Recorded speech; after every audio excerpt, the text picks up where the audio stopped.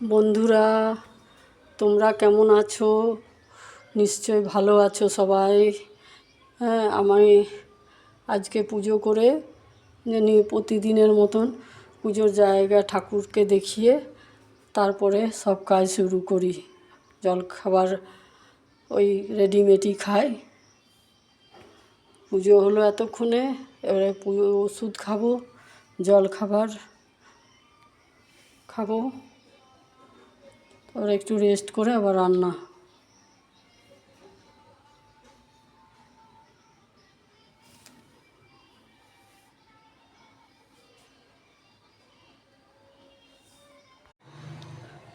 বন্ধুরা, আজকে রান্নাটা দেখাচ্ছি, একটু দেরি হয়ে গেল। কাজ ছিল, লাইটের কাজ করছিল মিস্ত্রি। এই ভাত করেছি, আলু মাখা, আলু সিদ্ধ, আর খেঁকসা পটল ভাজা।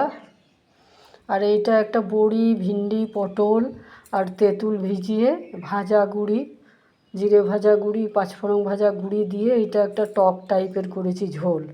টকও হয়ে গেল। এটা আমরা করি, মিষ্টি দিয়েছি, চিনি আর কাঁচা লঙ্কা এসব দিয়ে। আর এই পাঁপড় ভাজা, এই টক করেছি ঢ্যাঁড়স আর পটল আর বড়ি দিয়ে।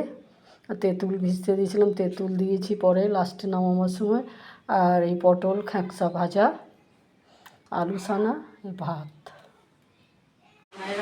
का विवास का मध्यालय, छोटा प्यार, थोड़ा सा गा रही हूँ। वादी घर, संवादी